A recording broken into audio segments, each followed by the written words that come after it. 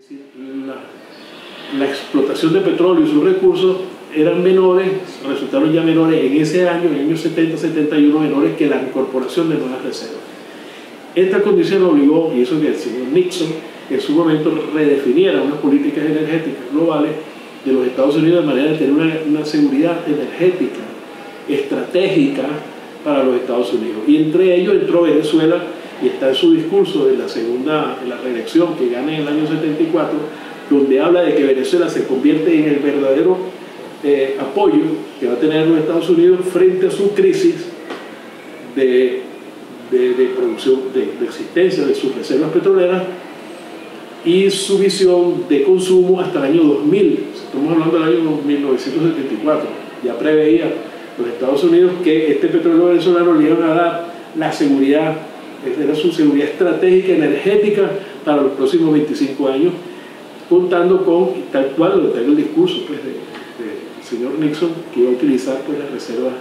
petroleras. Pero en ese transcurso, en ese año, con esa crisis, también se presenta una crisis global de crecimiento económico, un cambio de patrones energéticos, un cambio,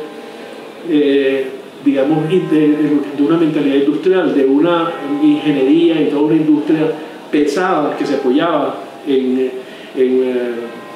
una gran cantidad de energía por unidad de Producto Interno Bruto, a una necesidad de expandir la necesidad de ampliar la producción de vehículos y de la utilización del recurso energético de una manera muchísimo más amplia, y de ahí entonces también se produce el aumento general de los precios del petróleo, un cambio sustancial, y de 10 millones de vehículos que se producían anualmente en el año 1971 a pasar casi a 30 o 40 millones en apenas 5 o 6 años de vehículos, siendo estos vehículos por año fundamentalmente los Estados Unidos, primer productor de vehículos del mundo hasta recientemente, que lo sustituye China,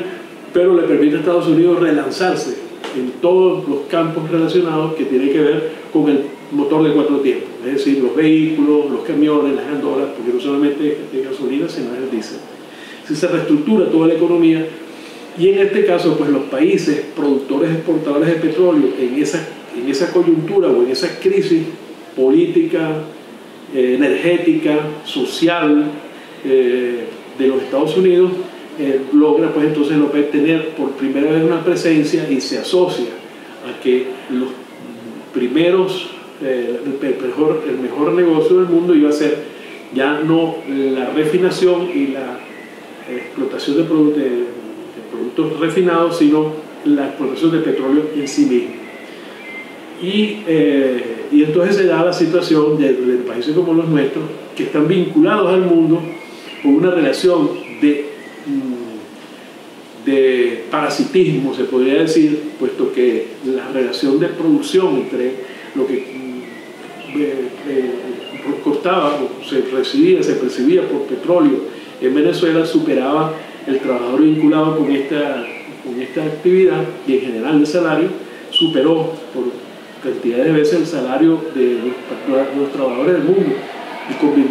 hizo un desequilibrio global durante años de esta relación de Venezuela con el mundo en materia comercial. En el año 1999-98, esta contradicción de un país rico con muchos ingresos petroleros contrastaba con un empobrecimiento general de la población, porque estas riquezas que se obtuvieron a través, o estos dineros, estos capitales que se obtuvieron a través de los aumentos de los precios del petróleo, no fueron distribuidos equitativamente, sino que además se convirtieron en un elemento de desigualdad. En el año 1998 había un 82% de pobreza y pobreza crítica en Venezuela. Esto es lo que lleva a que la población en su conjunto diera al traste con 40 años de gobierno socialdemócratas o demócratas cristianos, y llaman y vota a la población por un cambio general en lo político y lo económico, por la elección del presidente Hugo Chávez Frías, que da un vuelco completo a todo lo que es la orientación de las políticas en Venezuela. No obstante, había habido una crisis. En el año 1998 el precio del petróleo estaba en $7, $8 el barril, producto de una campaña de las propias transnacionales que insistían en que el petróleo debía ser prácticamente gratis,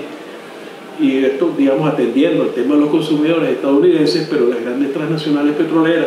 y los países exportadores, productores y exportadores de petróleo, bueno, dieron pues, también el traste con esta pretensión de las transnacionales. El petróleo, activado por el presidente Hugo Chávez, llegó a escalar a los precios, pues inclusive que llegaron a más de $100 el barril. Pero no solamente es la recuperación de los precios del petróleo, sino, y la OPEP, que tuvo un papel fundamental en esta tarea, sino que para Venezuela fue el rehacer la relación entre la distribución de esta renta. El presidente Chávez lo presentó en su momento de los 5 equilibrios, restablecer un equilibrio en lo político, y era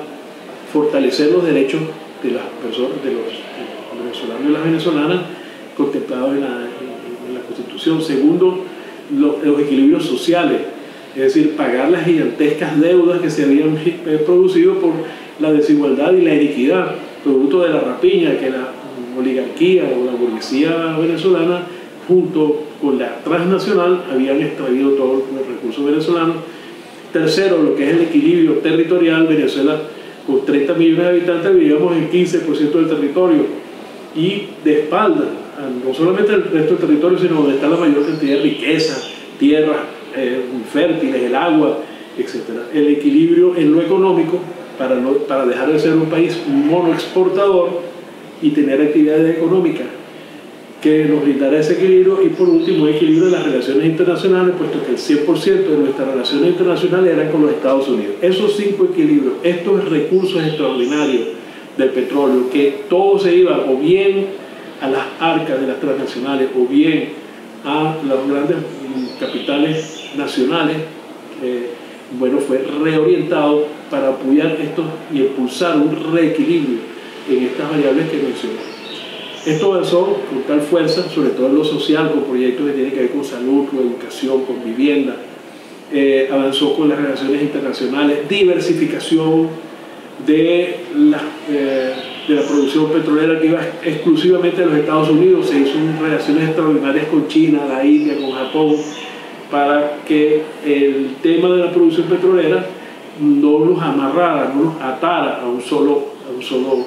cliente, digamos, visto de esa forma. En lo territorial, una explosión del poder popular que se dio con las estructuras de los comunes y los consejos comunales, por una parte, y esta nueva geometría del poder con las comunas, que llaman comunas productivas, que fueron el motor y son el motor de la construcción de una economía productiva, no vinculada a, digamos, la extracción de dólares del tesoro público para su exportación, sino riquezas producidas en el país con la cantidad de los millones de venezolanos que se incorporaron entonces a la producción. Todo esto produjo un cambio gigantesco en lo productivo, haciendo de la producción la primera línea de batalla, la primera línea de confrontación con la gran batalla con el capital nacional e internacional. Un espacio de producción agrícola, industrial, en servicios, en bienes, de producción de bienes y servicios, que era exclusiva del sector capitalista local, nacional, y que ahora hay fuerzas que surgen de estos cambios que se produjeron a partir del año 98-99 con el presidente Chávez, y que hoy pugnan también por tener un espacio visible dentro de lo que es la producción. Ahí está concentrado pues una línea de tensión fundamental. En materia petrolera, PDVSA se convirtió entonces de la empresa transnacional creada por las transnacionales en ese momento de crisis del año 76,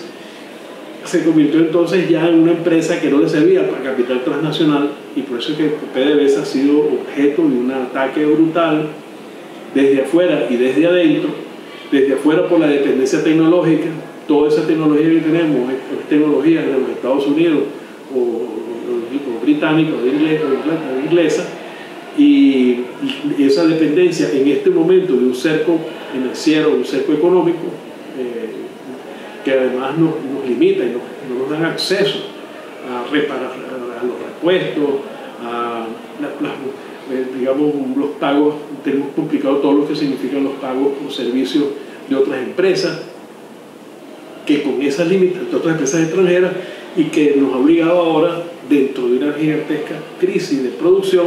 tratar de superar esto con nuestros propios trabajadores y con el desarrollo de tecnologías propias. Esto se está llevando un tiempo y además está sometiendo pues, a un escrutinio muy importante la propia estructura de PDVSA, como una empresa capitalista, una sociedad anónima, frente a el dinamismo que le impone la nueva actividad petrolera de los trabajadores petroleros para recuperar los niveles de producción, para abordar los temas de exploración en áreas de crudos medianos y livianos que alimentan nuestras principales refinerías, nuestra posibilidad de producir los combustibles que necesitamos, gasolina, diésel, queroseno, jet fuel, etc., sin recurrir a importación, y que en ese camino se está avanzando, pero también se choca con una estructura gerencial que se define por negocio y no como un sistema integrado de acciones y operaciones que lleven desde la exploración y la producción hasta la elaboración de productos petroquímicos, que también en esto se incluye la petroquímica. Esto en rasgos generales es la situación en que, digamos, se desarrollaron los acontecimientos. Actualmente tenemos un problema importante con el tema de la gasolina, que su detonante fue más que la producción de petróleo, que ha disminuido, pero que ha sido y es suficiente para la producción de la gasolina que necesitamos, es el transporte, es lo que llaman el cabotaje. Toda nuestra gasolina está siendo producida ahorita en una sola refinería, que es el Complejo Refinador de Paraguaná, y su transporte a Maracaibo, digamos, al occidente, al oriente y al sur del país es por cabotaje. Y este cabotaje es por empresas de barcos de banderas internacionales que, al no recibir los pagos por el tema del cierre financiero, del boicot financiero, bueno, no siguieron prestando el servicio y todo el transporte tiene que hacerse por tierra. Y esto ha retrasado muchísimo lo que es la entrega de gasolina en algunas zonas del país, como el caso de Zulia o el caso del estado Bolívar, pero hay gasolina. Está superándose, esto se está superando de una manera pues progresiva, y que seguramente entre las soluciones del cabotaje y las soluciones tecnológicas para la producción total de la gasolina y el aumento de la producción en los campos petroleros del Zulia, que son los que alimentan la refinería Paraguaná, debe resolverse. Yo tengo optimismo en que este esfuerzo que están haciendo los trabajadores y las trabajadoras venezolanas va a resolver el problema productivo, incluido petroquímica, que también en la crisis ha llegado pues, a no dar entregar los productos que se están necesitando para el tema de agricultura y otro tipo de aspectos, pero que las nuevas formas organizativas que se están asumiendo dentro de los trabajadores y las trabajadoras y el propio Estado debe permitir superar estas circunstancias.